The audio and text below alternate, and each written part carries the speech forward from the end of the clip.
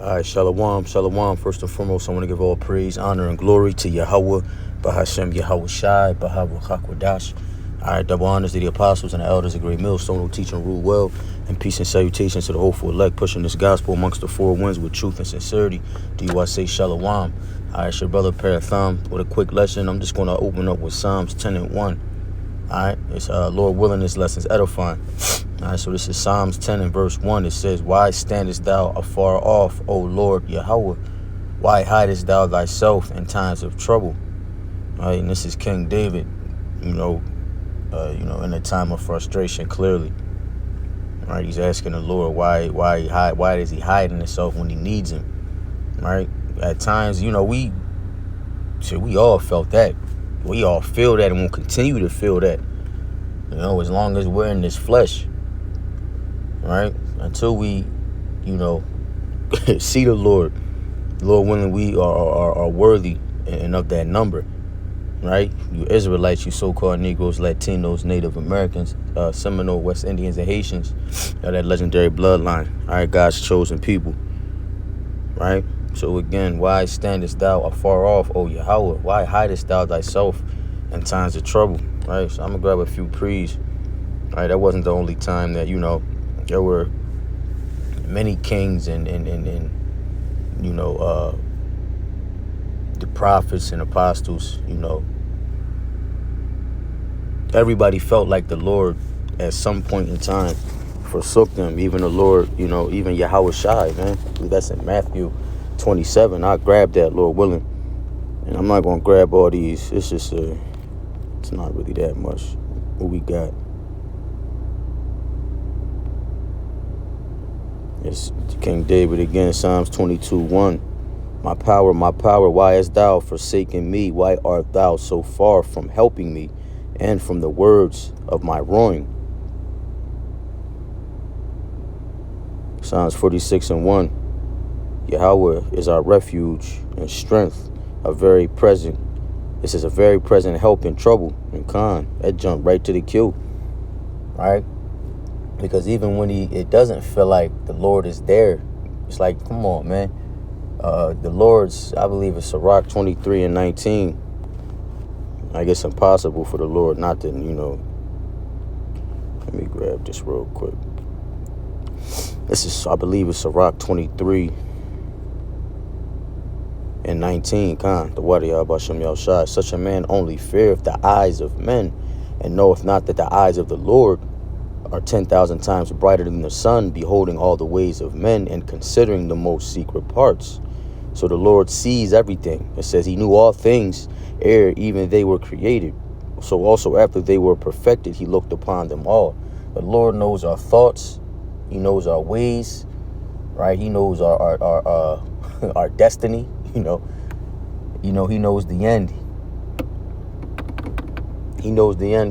He's the only one that knows how this thing and when this thing is going to play out. It's the point, right?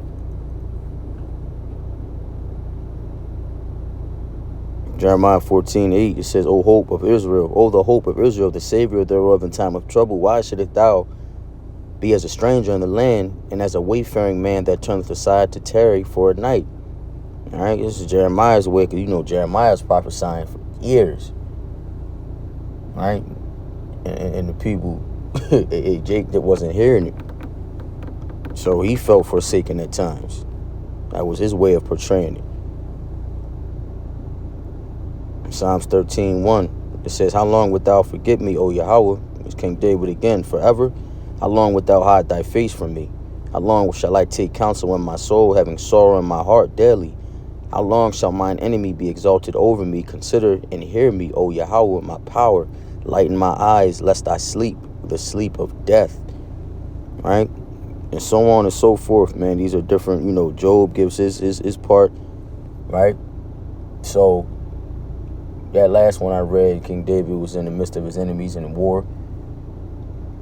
Like, we are in the land of our captivity, the land of drawing waters. We are surrounded by enemies, right? But we got to move. You got to be wise as serpents and harmless as doves, right? And in doing that, man, it's going to be times where the Lord just gives us the floor, right?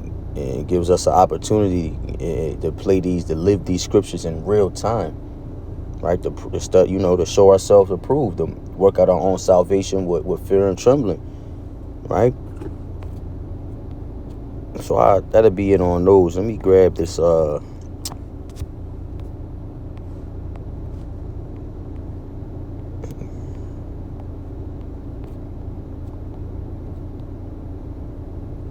1 Peter 4. 1 Peter 4 and 17. It says, for the time has come that judgment must begin at the house of the Lord Yahweh, at the house. And if it be first begin at us, what shall the end be of them that obey not the gospel of Yahweh? This is the point, right? Because verse 17, it's like, it should give us more fear and fire us up, man. More of a healthy fear of the Lord, fire us up to do the work more than just to increase while we're here.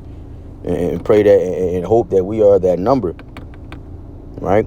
Because judgment's going to start with us. Start with those that are aware that the Lord has planted the seeds, right, and revealed unto them the mysteries, right? His name and gave and removed the veil and the wool from our eyes, man. Gave us that eye salve that the scriptures speak of. It's verse 18. And if the righteous scarcely be saved, it says, where shall the ungodly and the sinner appear? The righteous are going to be scarcely saved, right? The elders always harped on how it's going. The elect are going to make it by the skin of their teeth, man.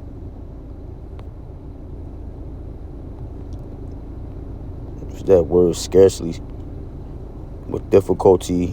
This is the word scarcely in the blue letter. Just wanted to see what it said. Yeah, it's not really, but the righteous are going to be scarcely saved. And the righteous are elect are of a scarce number.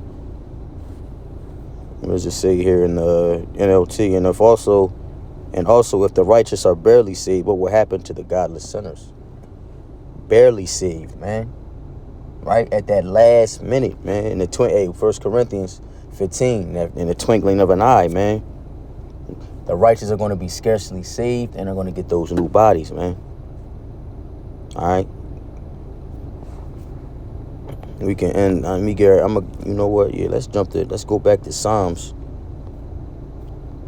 All right. To give the whole lesson some context, it's Psalms 30.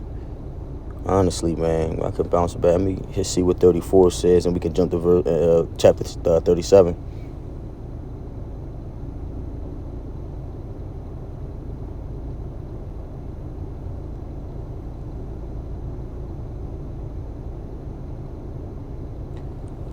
Psalms 34 and 6. Now these Psalms, the whole chapters are beautiful. I'm not going to read everything though. I'm going to stick to the point. It's Psalms 34 and 4. I sought the Lord and he heard me and delivered me from all my fears. Right?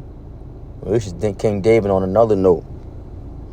Right? The Lord, he hears our prayers, man. Hey, the prayers of the righteous pierceth the crowds. Right, roughly paraphrasing. It says, and he looked unto him and were lightened, and their faces were not ashamed. Verse 6, the poor man cried, and Yahweh heard him and saved him out of all of his troubles. That's right. We saved daily, man. And in a matter of a 24, we were saved. We're delivered out of manifold temptations, right? Spiritual battles, man. The Lord is constantly delivering us, man. We just have to be aware of it. And as long as we're conscious of that, it's more armor, right?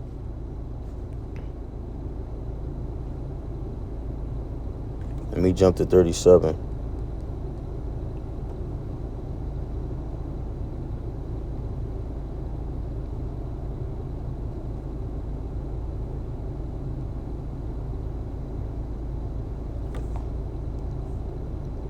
Salakia, might have had some more here. Yeah, Psalms 34 and 15, Salakia. It says, the eyes of the Lord Yahweh are upon the righteous, and his ears are open unto their cry. The face of Yahweh is against them that do evil, to cut off the remembrance from them the remembrance of them from the earth. The righteous cry, and the Lord Yahweh heareth and delivereth them out of all their troubles. The Lord Yahweh is nigh unto them that are of a broken heart, and save as such as be of a contrite spirit.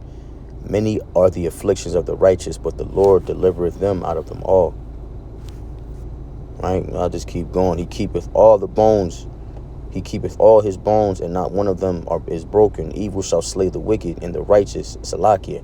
And they that hate the righteous shall be desolate. The Lord Yahweh redeemeth the soul of his servants, and none of them that trust in him shall be desolate. All right. King David also said, I am young, but now I am old, and never have I seen a righteous man begging bread. Roughly paraphrasing. Let me get Revelation. I close out with Revelations 3:10. It says, because thou hast kept the word of my patience, I will also keep thee from the hour of temptation. Right? Or that testing, at the time of testing, the great tribulation, Jacob's trouble, which shall come upon all the world, and to try them that dwell upon the earth. Behold, I come quickly. Hey, the NLT says, I'm coming soon. Hold fast that which thou hast, that no man may take thy crown. Yeah, man. We just got to stay down till we come up. And we ain't going to come up until the Lord returns. Lord willing, we are that number to partake in you know, the victory, if you will. Right? So with that, Lord willing, this lesson was edifying. I want to give all praise, honor, and glory to Yahweh, Bahashem Yahweh Shai, Baharakak Wadash. Double honors to the apostles and elders, a great millstone, the peace and salutations to the whole four elect. Kwam Yasharallah and the Baba Ba. Shalom.